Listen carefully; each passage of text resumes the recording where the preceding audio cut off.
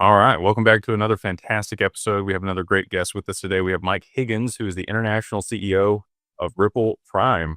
What's going on, Mike? Appreciate you joining us. Thanks for having us, Jay. Absolutely, dude. So you and I attempted this before, and we had an audio only version that came out for the mastermind group that we have. But I wanted to circle back and get a real video version for people, put it out on YouTube, because I think there's a lot of things about Hidden Road and now Ripple Prime that people really don't understand. So, I mean, probably should back it up for a second. Could you give people maybe a little bit of background on yourself and how you ended up, in the position that you're in? Sure, sounds good. Again, thanks for having us. So, Mike Higgins, as mentioned, I'm the CEO of a few of our international businesses. I've been at Hidden Road, which is now Ripple Prime. Ripple acquired Hidden Road and 100% of its assets. That deal closed just before the end of last year, end of October. And so rebranded as Ripple Prime. But my background is I spent, before helping set up Hidden Road 7 years ago, I spent 20 plus years in electronic trading, multi-asset class, but a lot of time in the foreign exchange markets. And then I joined Hidden Road at the early start of that business, which Mark Ash was the founder of that business. And have largely been in charge of what we call business development, which is the sales, marketing, distribution, and the research and development in and around the prime and clearing part of the business. So yeah, it's been around in traditional markets, and then certainly have made the transition into the new digital world, by taking a bunch of those practices and principles and applying those same applications into the into the digital space, which we think is important. Important next step. I think it's huge, So, with the combination of the acquisitions that Ripple's made, like what's the vision for this? There's G Treasury, you guys got Palisade, you've got Rail, you got you guys. Is this one product stack, or they will operate independent? Like what does that look like That's a for great question. So let me start with a little bit around what Ripple Prime's function is, and then how those dovetail or intersect with the broader Ripple group and the recent acquisitions, as you've mentioned. So Ripple Prime's function is exactly that. It's prime brokerage and clearing. And so what we do is, I mentioned last time, we do one thing, which is access for institutional names to trade traditional markets and digital markets, and those are converging. And so it's the access point from a credit perspective to trade there. And then a lot of those, if you traded those independently of each other, are capital efficient. And so it's access to our balance sheet. And now our balance sheet, backed up by broader Ripple, is really, adding an impact, or we're the largest non-bank. And again, that's certainly in the digital world, but now in the traditional space. And so we have some pretty innovative ways around taking XRP as collateral, and using that to finance these trades, which has been a very innovative approach to the business. So the Ripple Prime story is really, early on, and now backed up by Ripple, will scale, and it's done so already. In terms of broader Ripple, it is focused on the Internet of Value, right? And so you've had the current financial market, in a traditional space, the way Wall Street is wired, on a lot of legacy technologies. Now moving that onto modern blockchains, using the internet fully is unlocking a lot of potential in that space. And so, taking a step back, you now have Ripple Prime, which is a capital markets business. The G Treasury acquisition is a 25-plus-year-old business that services many of the Fortune 500 companies from a treasury perspective. If you look in those kind of legacy businesses, you see a lot of latent capital around.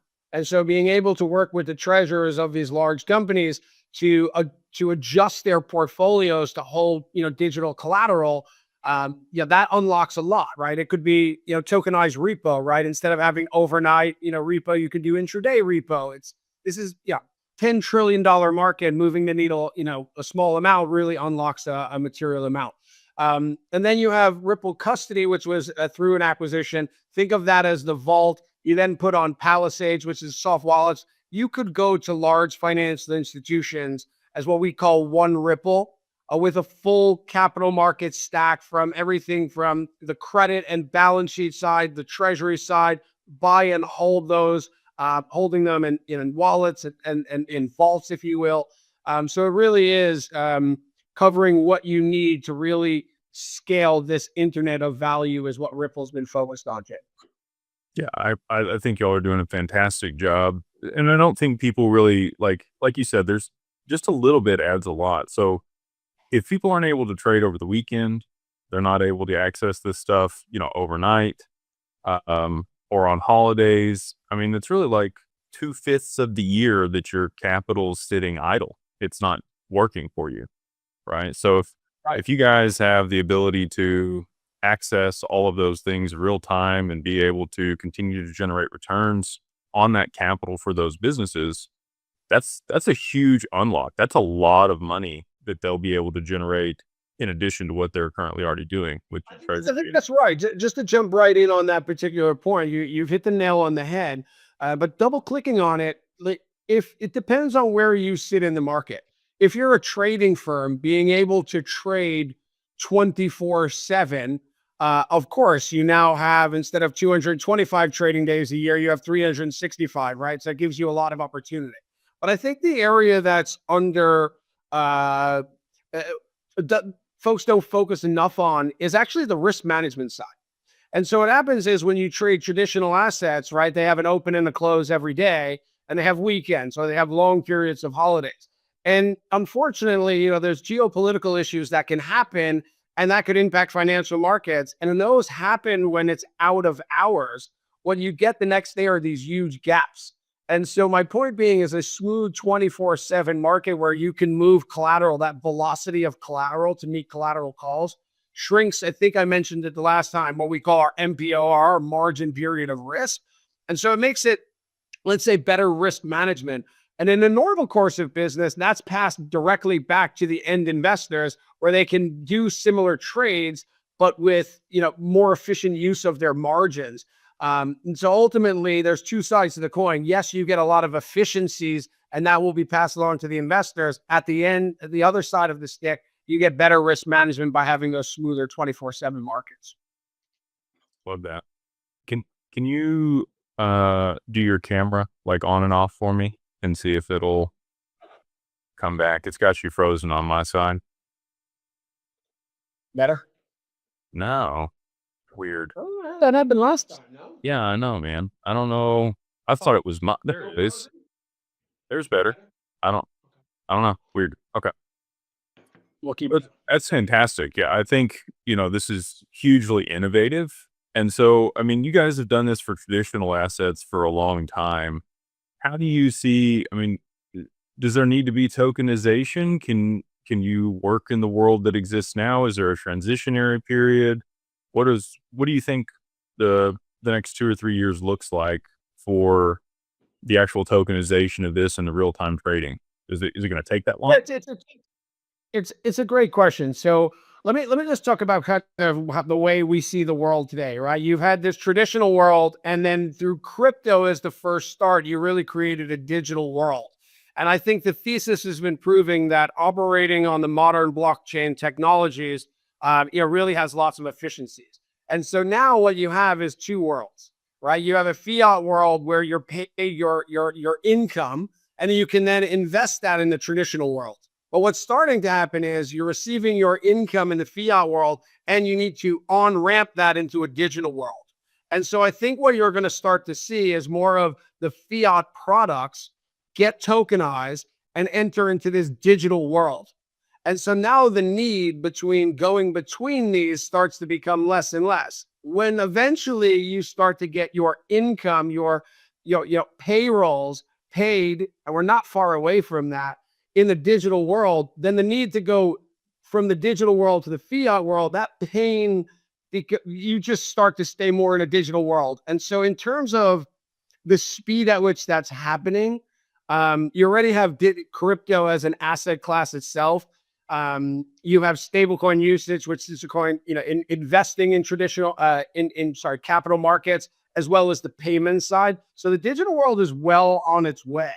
starting to take things like money markets, and BlackRock, putting in Biddle, right, and Fidelity, and all of these yield enhancing, products that are on chain, is the first step.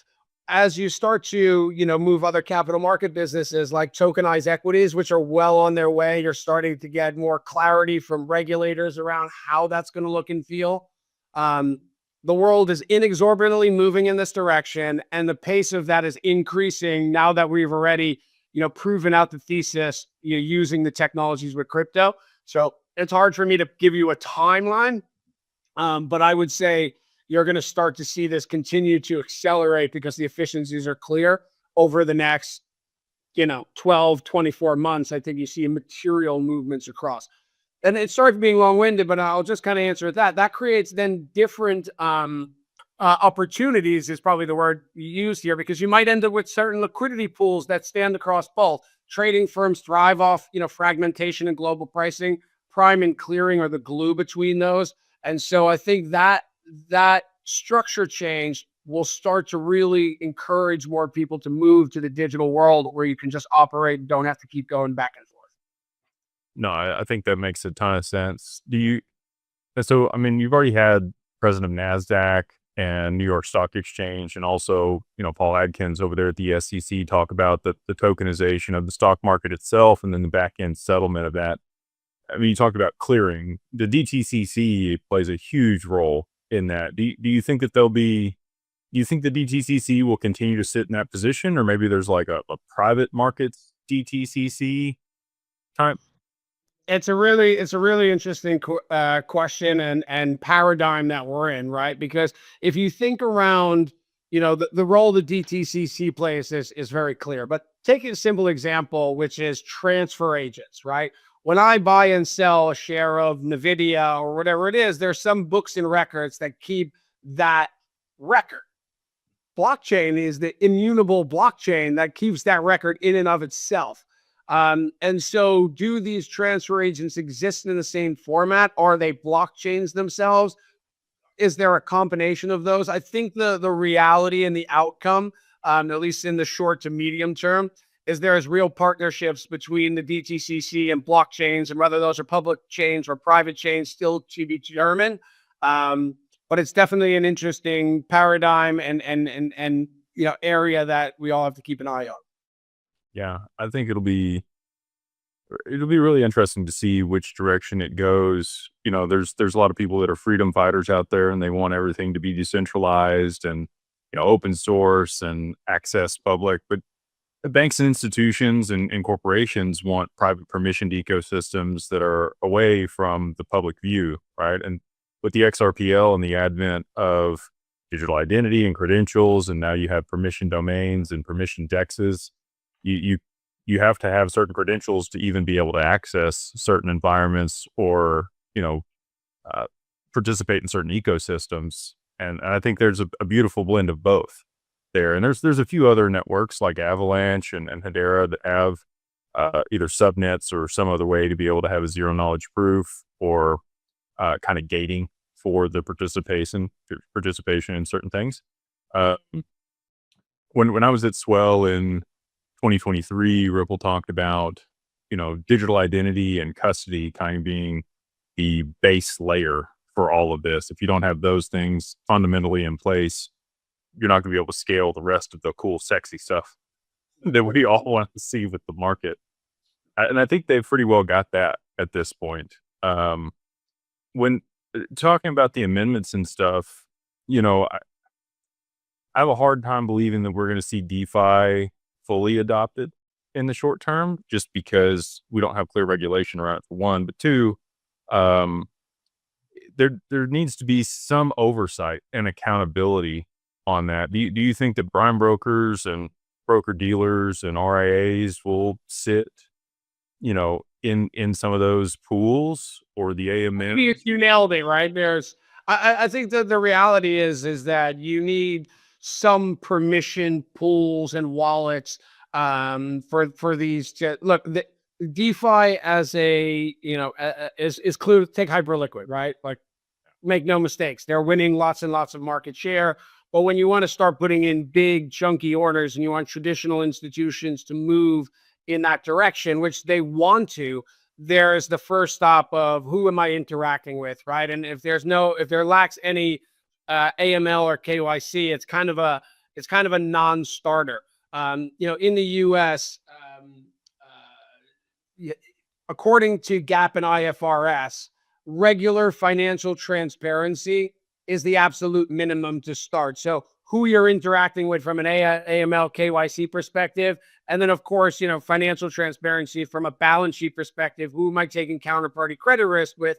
Now that's a little bit different in the DeFi world because it's more of a hack risk you're taking, right? So we love the problem that it's solved there. So the financial transparency side is kind of solved a little bit different with the CeFi exchanges, but DeFi lacks the AML. And so we'll end up probably somewhere in the middle of these where, we have robust, compliance side of things, including financial transparency when you're taking counterparty risk. But I think it's certainly an exciting time, and you're seeing material market share be won by these new innovative approaches like the DEXs, specifically Hyperliquid, more recently. I was going to say, and for us, sorry, to answer your specific question, as a prime broker and a clearing firm, again, it's access to where clients want to trade and then the cross margining between those. And so give you an example, take equities. You had cash equities. Now you have equity perps. You're moving towards tokenized equities. The regular exchanges, the regulated exchanges are looking to launch, single stock futures. And so now all of a sudden you have a handful of different ways, shapes, and sizes to trade the same underlying. That's really interesting. There's new trading strategies that come out of that. A prime broker is the glue to all those things. But again, to kind of get us started in production, there's a certain bar or criteria, and that really, where we lean in is on the compliance and transparency side, and some of those pools are not quite ready just yet. Yeah.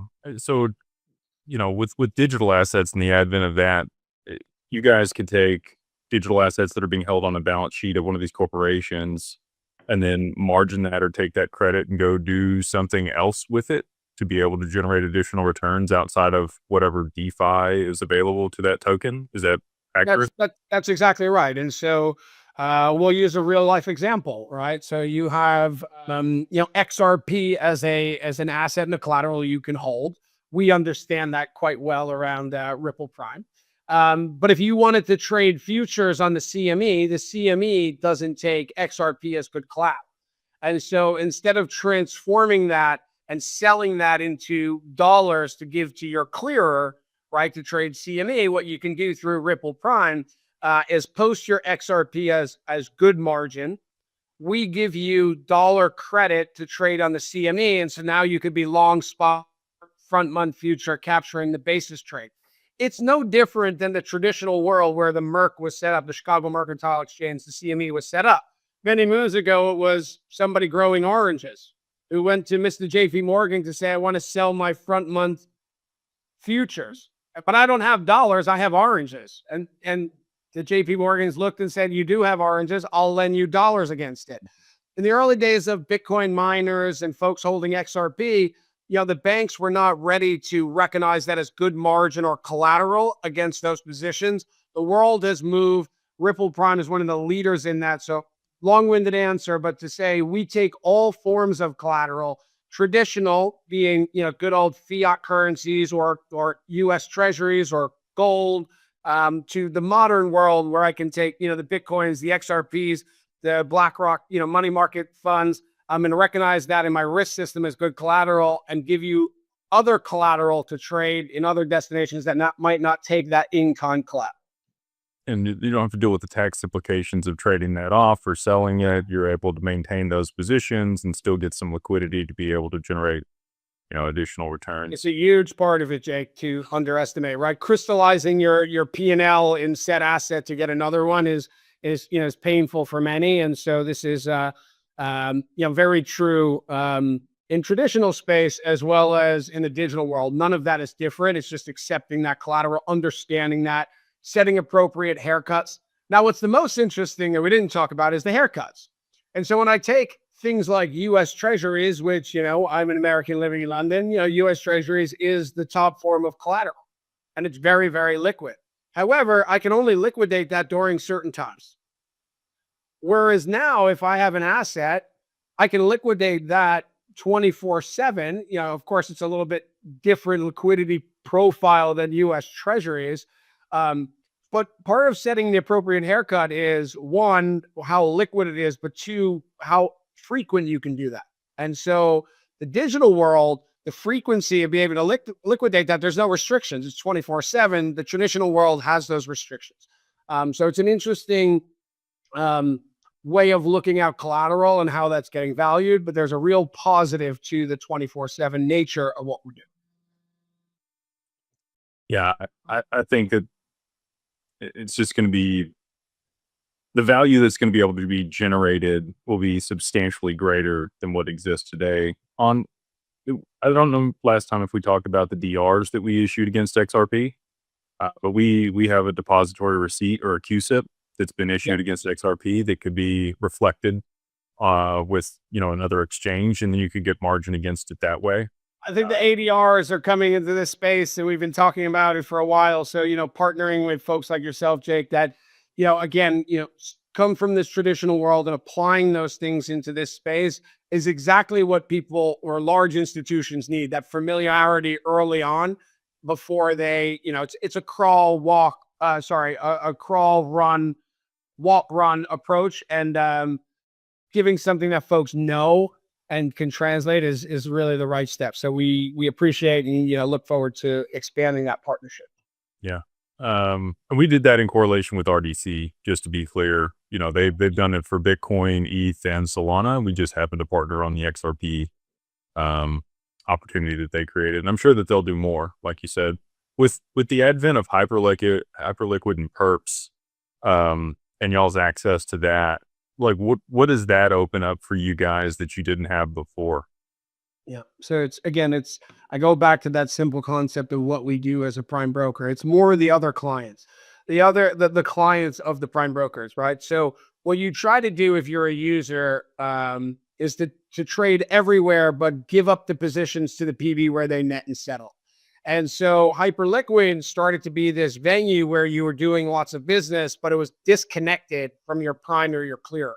And so by Hidden Road or Ripple Prime stepping into that space to connect that, very large financial institutions are now kind of getting that efficiencies that they needed.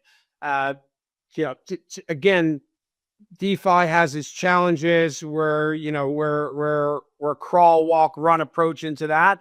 But we're very excited to do that. I think we're adding a lot of value for our existing users and new users in the space.